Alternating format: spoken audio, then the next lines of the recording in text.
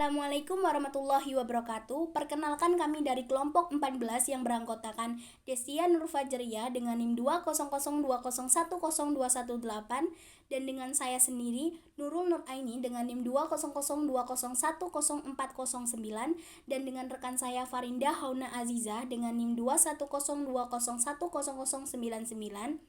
Di sini kami akan mempresentasikan materi yang berjudul Kepemimpinan Islam. A. Pengertian kepemimpinan.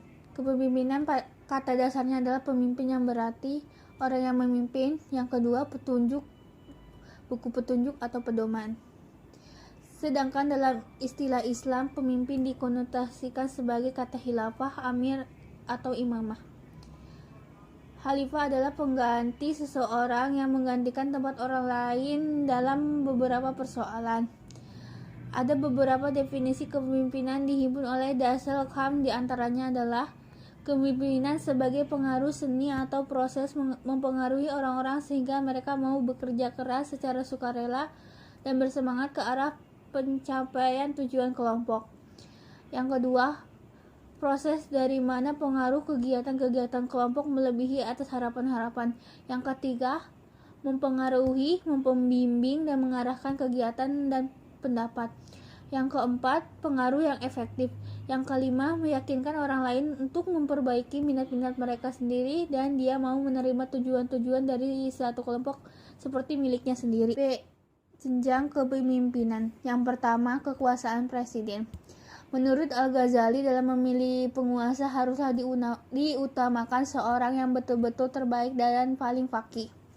Sebagai sebuah agama yang tidak mengenal distribusi antara profan duniawi dan transdental ukhrawi, Islam pun mengatur masalah politik dan kekuasaan.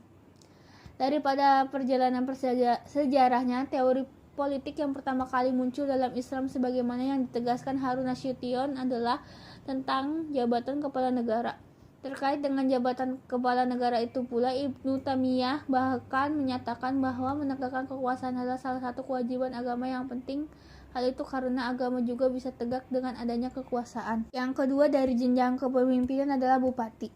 Islam masuk ke ranah politik saat Orde Lama, akan tetapi partai Islam tersebut belum menunjukkan kinerjanya dengan baik.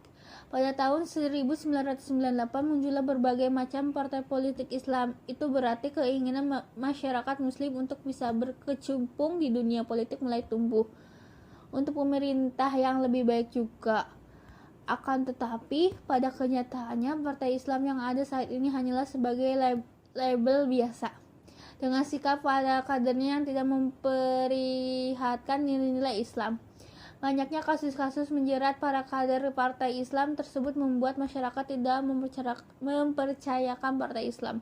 Di kalangan bupati terdapat beberapa bupati dengan visi-misi Islam seperti di Kabupaten Banjar. Dengan konsep Islam, pemerintah tersebut berhasil mengembangkan daerahnya dengan mengurangi tingkat kemiskinan rakyatnya.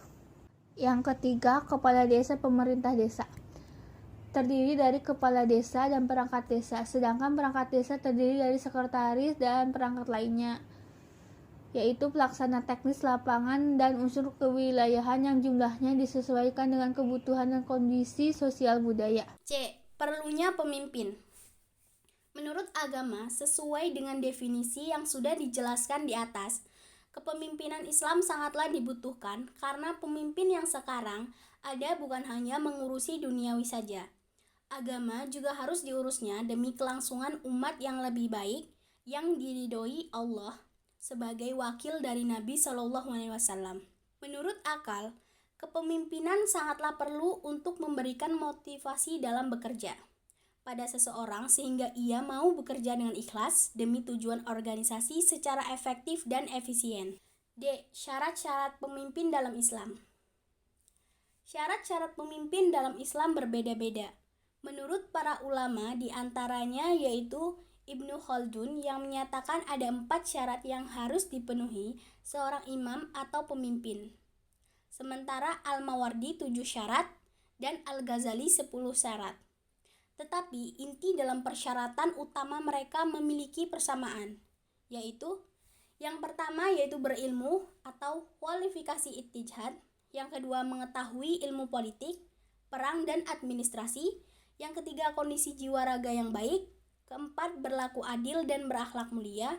Yang kelima, memiliki kualifikasi kepemimpinan yang penuh, yaitu muslim, laki-laki, berakal, dan bebas. Sementara menurut Al-Mawardi, yang pertama yaitu memiliki ilmu pengetahuan yang memungkinkan mereka memilih siapa yang memenuhi syarat untuk diangkat menjadi imam.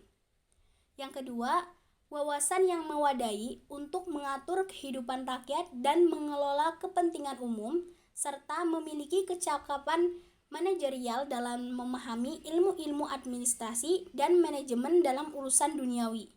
Yang ketiga, sehat pendengaran, penglihatan, dan lisan, serta utuh anggota-anggota tubuhnya. Yang keempat, sikap adil dengan segala persyaratannya. Menurut Syekh Muhammad Al-Mubarak yang menyatakan ada 4 syarat seorang untuk bisa menjadi pemimpin, yaitu yang pertama, memiliki akidah yang benar atau akidah salimah. Yang kedua, memiliki ilmu pengetahuan dan wawasan yang luas. Yang ketiga, memiliki akhlak yang mulia atau akhlakul karimah. Yang keempat, memiliki kecakapan manajerial dan memahami ilmu-ilmu administrasi dan manajemen dalam urusan duniawi. Setiap pemimpin perlu memiliki kelebihan tentu dalam sifatnya sebagai berikut. Yang A, beriman dan bertakwa. Yang B, kelebihan jasmani dan rohani, berilmu pengetahuan, berani, jujur, hikmah, dan memiliki akhlak mahmudah dan menghindari akhlak mazmumah, lapang dada, penyantun dan penyayang, ikhlas dan rela berkorban. E, manajemen dan kepemimpinan. Banyak definisi tentang manajemen yang telah dikemukakan oleh para pakar di antaranya.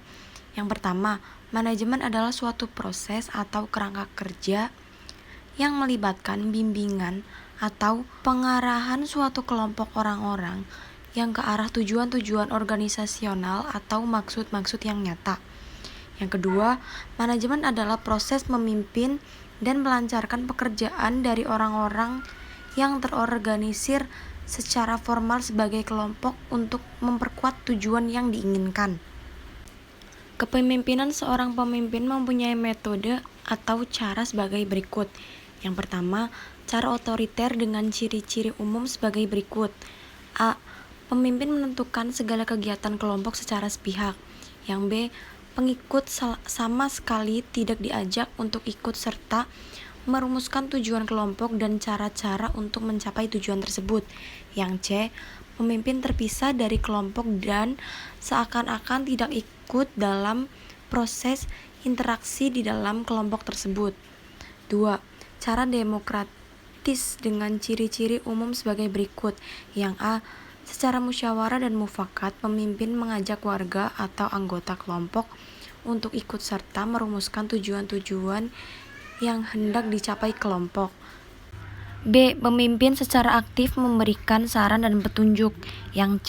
Ada kritik positif baik dari pemimpin maupun pengikut-pengikutnya. Yang D.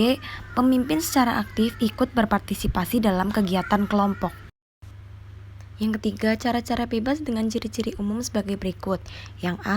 Pemimpin menjalankan secara pasif. Yang B. Penentuan tujuan yang hendak dicapai kelompok diserahkan kepada kelompok. Yang C. Pemimpin hanya menyediakan sarana yang diperlukan kelompok. Yang D. Pemimpin berada di tengah-tengah kelompok namun berperan sebagai penonton. Terima kasih, sekian dari kelompok saya. Bila ada kesalahan kami mohon maaf. Wassalamualaikum warahmatullahi wabarakatuh.